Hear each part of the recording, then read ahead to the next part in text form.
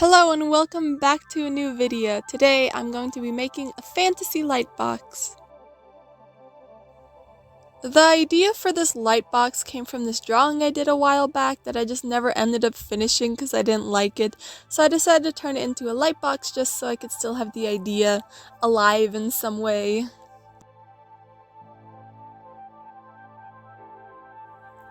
I always liked the idea of like mushroom forests and like mythical things and then like the little magical creatures, so I decided to combine them in this drawing to create a scene that kind of resembles the Smurfs a little bit, but it wasn't inspired or anything. And the idea is just that it's a little village of gnomes living amongst the mushrooms, and then one little gnome is heading home after a day out foraging and collecting wood, and that was this drawing.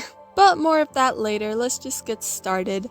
First, I prepped all my papers and then I got started on the first layer, which is the biggest mushroom and also the main house in this village.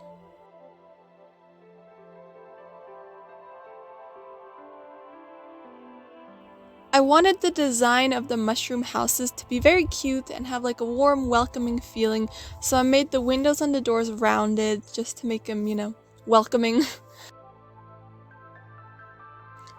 For the top of the mushrooms where the spots are, I just cut them as holes because I plan to put parchment paper behind those parts and they're a little bit see-through, so it would just add some visual interest. And I used this technique for all the mushrooms in this light box because I thought it would just make them seem more magical and kind of like they're glowing almost. So yeah. And since this is a village, I've got to have more than one house, so I added another similar looking mushroom house on the layer behind it, and I basically just did the same thing for this house as the other, so this isn't anything too interesting or new.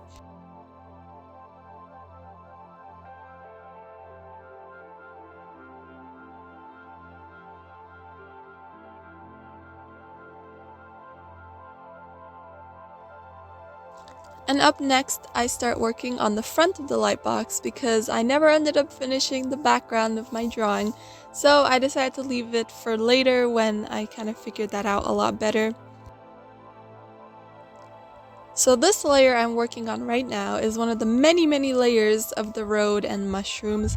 At first I was really trying to copy my drawing, so I was making sure to make sure every mushroom was placed in the right spot, but later I strayed away from this because it didn't really matter.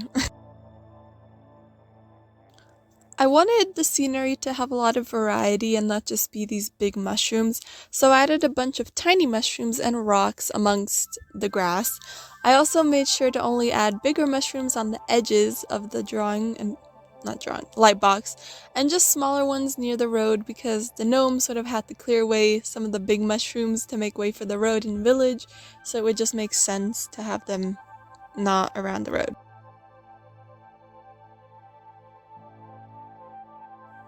And speaking of the road, I really thought about how I could make the road look good and actually make it look like it's curving amongst the grass and mushrooms and stuff and going into the distance. And I just achieved that by doing a lot of layers. As you can see, the height difference between these layers is very minimal, and it really took a lot to close that gap all the way up to the house entrance. This light box actually ended up having the most layers of any I've done before, but I really like that because in the end it makes it seem like you could almost walk into the image, I guess, and it's cool, so yeah.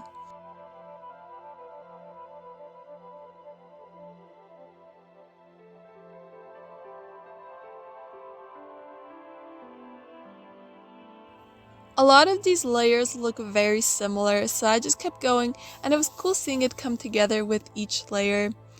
I decided to not add the gnome going home now because I didn't have a design for him yet, so I thought I'd add him in later and just focus on the scenery.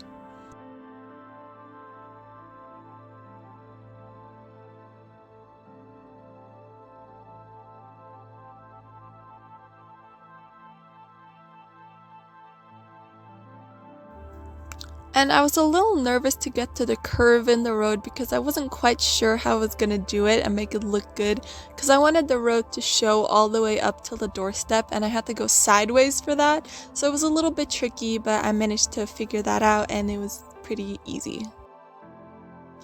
So after about 10 layers of vegetation and once I conquered the curve, I got to the point where it was time for the fence that's surrounding the village.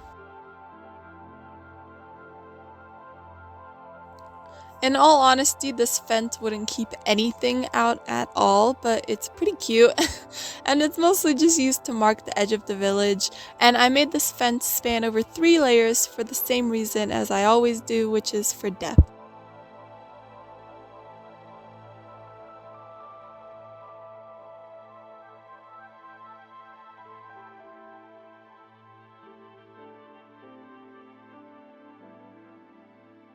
And once those layers were done, it only took a few more to reach the doorstep, and I wanted the grass to kind of thin out more near the houses, so I just made sure to leave more spaces between the blades of grass and rocks.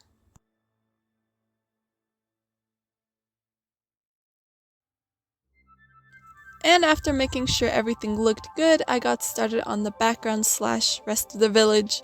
First, I decided to put another layer between the two houses because it just didn't seem deep enough.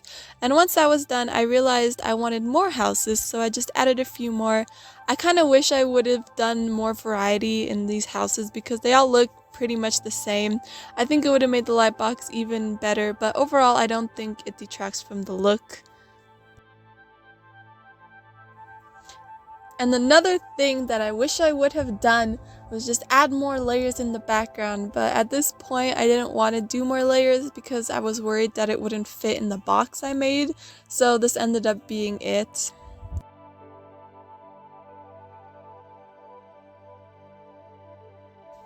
And now is time for the main character of this light box. I'd give him a name, but honestly I can't think of a cool name right now, so if you have any ideas, comment below. But for his design, I was kind of stumped, honestly. I just drew what came to mind, so I can't say this was the most creative design ever. He ended up with this kind of typical floppy gnome hat and a shapeless cloak. Then I gave him a long beard and some wood logs stacked on his back from what he was collecting in the woods. Then I had the genius idea of making his walking stick look like a mushroom, but then I changed it into this tall curved stick with a little lantern on the end because he was coming home at night and he would have to have a way to see. So I think he turned out pretty cute and I'm glad I'd made that change.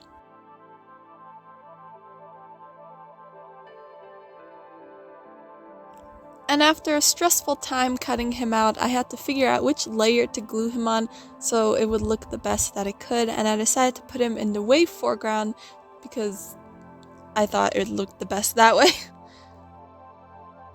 And once he was in his place, I just took my parchment paper and glued it behind every single mushroom in this light box. And overall, it was a bit time consuming, but it had to be done to make this look good, so I'm not upset.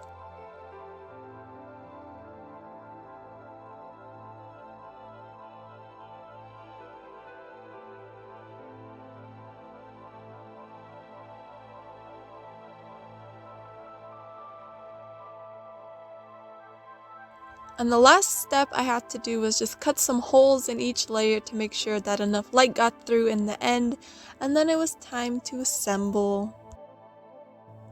Assembling went the same as usual, and there were almost 20 layers to glue together, so this took some time. As you could probably tell by the horrible lighting, I filmed it as it was getting dark, so the lighting for this section really sucks. So sorry. But I was just too excited to finish, so I didn't really care about the lighting.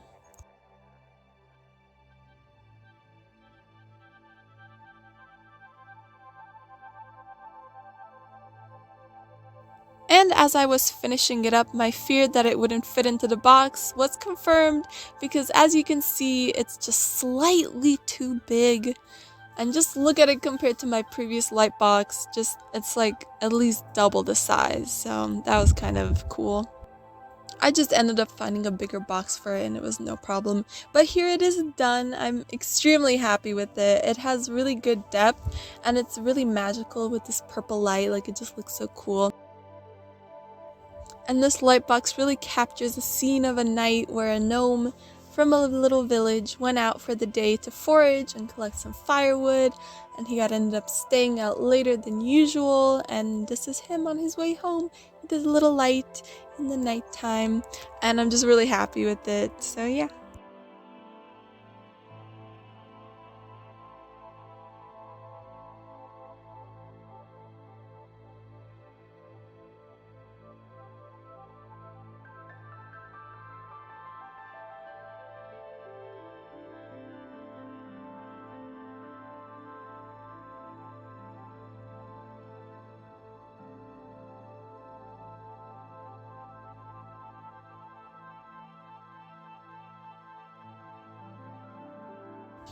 So thank you for watching. If you enjoy these videos, please subscribe. I also do custom orders, so if you're interested, my email will be in the description, and please recommend more ideas. So bye!